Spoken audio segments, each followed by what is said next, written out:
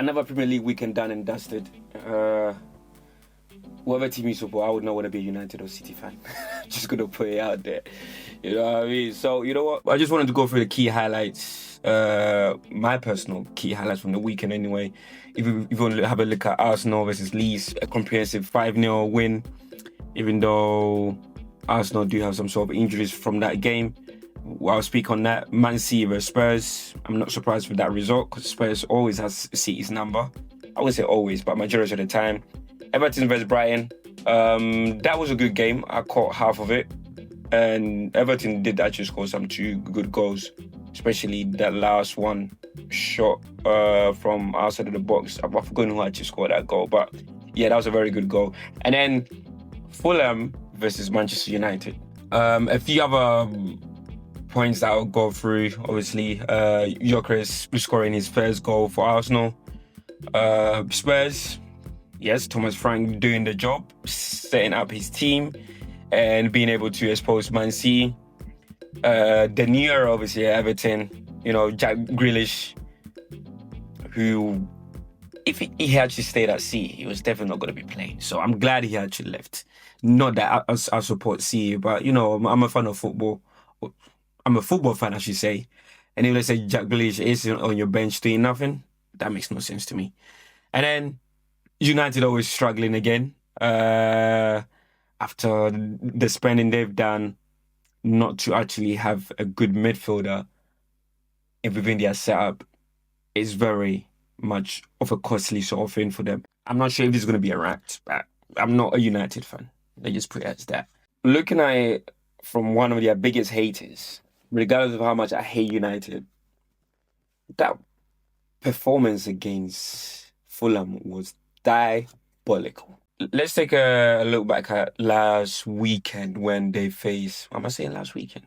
2 weekends ago when they faced Arsenal. You know, it was very impressive from the way they played, beating the Arsenal press. I believe it was very... Well, the way Mikel Arteta set up Arsenal made it easy to actually beat the press. But I'm going to give props to Amorim for setting up his team that way. One thing that actually came to mind after I was speaking to one of my mates who's actually a United fan, the way they played against Arsenal, my only concern was they would not be able to replicate that same sort of performance or tactics against the so-called lower team. So let's just take Fulham, who are basically a mid-table team. They play, any team that they play against, they try to hit you on a counter-attack, or they will try and keep the ball, depending on how Michael Silva wants to approach the game. But usually, majority of the time, they will let you have the ball and then try and get the ball back once you pass the halfway line. One thing United cannot do, or are not equipped enough to actually do, is to play through their midfield. Whenever you watch, well, for the first 2 games this season so far, against Arsenal in particular, they bypassed their midfield so many times. That's what I'm saying. Hence why they beat the press of Arsenal. Because they went to their wing backs and they went to their 2 10s, either Mbuemo or Cunha. Long, hit them long, get the midfield of Arsenal on the back foot, running back towards their goal. But against Fulham, it could not work because they had no space to put a ball in behind you. And what they resulted to doing, hitting their wing backs, giving the ball to Ahmad, right? And Ahmad literally created enough. Well, he had a shot on goal with his right foot, which was kind of straight to Leno, which I expect him to save anyway. But I do not remember what Ahmad created. And Mbuemo was quiet in that game too. If United want to be able to actually improve on what they did last season, they're going to have to start bringing it in their midfield. Because the best midfielder in the game against Fulham, the best midfielder on the pitch yesterday was Sanderberg. And the midfielder had Bruno Fernandes, Casemiro, and on the other side, Lukic. Iwobi personally was their best attacking player, I think, anyway. But like, going back to the setup, Lukic playing a bit more wide with Castagna coming in field, just to try and support that striker. United were just void of ideas. Again, playing Mount, Cunha and Mbuemo, with Mount supporting like the midfield, trying to make up for the lack of legs in there. Ironically, the goal they scored was a set piece goal, which to me, it should have probably been a foul to Fulham with that push that Euro made on, what's his name, Bassi. That, to me, to be honest, was a foul. And then it was even an own goal because Muniz tried to throw himself at the ball to try and block it. But like, with all that in mind, with all that optimism from last 2 weekends ago, which I told my Man United friends that you guys need to, yes, because it's the first game of the league season for you guys against Arsenal at home. Of course, your players are going to turn up. Where you need to, or where you're going to have to judge your team is against anyone that is on your level, because Man United are a mid-table club right now, and below. Because I know you guys are going to turn up against the big teams. And the game ended 1-1. It was very good move by Fulham to actually get their goal with Emil coming on from the bench to actually scoring. I was surprised he didn't start, but Ken actually was okay. But to me, Emil should be looking at himself because he should not be on the bench. He should be starting week in, week out. That's one thing he's gonna have to step up, or Ken might probably take his place. So yeah, after the Fulham United game, a damning stat actually came out since Amorim's appointment at United. I'm gonna read this out, right? Across 25 league matches under Amorim, United have gained 24 points. 25 league matches, they've gained 24 points. 6 wins, 6 draws, 13 losses, a win rate of 24%, the worst for United managers since Alex Ferguson's era. If you have a look at their goals and defensive record, right? They've scored just 30 goals, averaging 1.2 per game, conceded 41 goals, averaging 1.6 per game, and recorded only 4 clean sheets. But where have they spent the money majority of this transfer? Up top, right? I mean, you're scoring less goals but conceding more goals. Maybe you should actually balance it out. But hey, they have a conversion rate of 8.7% with 107 shots on target from 344 attempts. God damn! With all the damning stats I put in front of you, this shows that Amorim is already under pressure. And it's only 2 games into the league season. Amorim is already under pressure. And to anyone that thought Arteta would be more under pressure than Amorim this season, this is a wake-up call. I'm not trying to advocate for anyone to leave the job. If not, I don't think he'll be still at United. If this carries on by November, October, he might be close to losing his job, which wouldn't make no sense because they've already invested some money in the players that he wants. So it's going to be another cycle again. And to me personally, should I keep hold of Amorim based on these stats? No. But in the long run, it might work out. It might just work out. A quick look at Spurs and City. Again, if you watch the episode I did with the lads before this one, I did predict City to finish 4th. Why? Because of their defensive, what was the one before? Inefficiencies.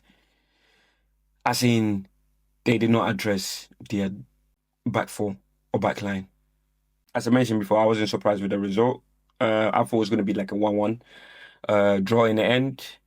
But Spurs actually had a good game plan. You're going to have to give props to, what's his name, Thomas Frank, for the way he set up his team and making sure that they capitalize on each, well, I wouldn't say each mistake, on the biggest mistake that City actually made. So if you actually have a look at the first goal that they scored, a long ball from Pedro Porro down the line, Sal wins the header against Diaz. Stones steps out, try to play Richarlison offside, which makes no sense. Just follow your man. That was lazy defending from Stones again. Why is Stones trying to play Richarlison offside?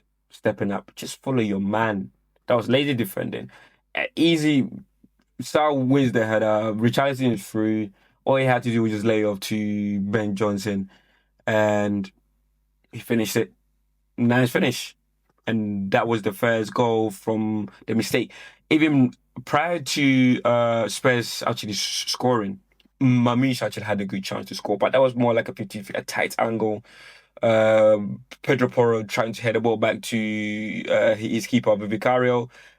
A short header back, which Mamish actually read it. He got in behind. He tried to just finish it with his left foot, but it just went a bit wide. And even before that, Haaland played through Mamish again, and there's a good save by Vicario. These saves were big saves. Way before Spurs got that first chance to score, which they took nicely. Again, down to Man City's defensive mistakes. So let's move on to Spurs' second goal. You know, these sort of things whereby keepers try to play at the back, they put their foot on the ball, try and invite pressure, and then what? A line breaking pass into the midfield, and then they're out. This time, Trafford tried to force the ball into Gonzalez's feet, but that was nicely read and closed down by Saul, who was everywhere during that game. Closed him down, forced the turnover, a shot by Richarlison, which I believe was first blocked, but then who's got to go? Palinia got onto the second rebound and it went in, and that was 2-0 to Spurs. Let's quickly have a chat about Everton's one against Brighton. Obviously, everyone knows Jack Grealish was the one for frozen out of the City squad.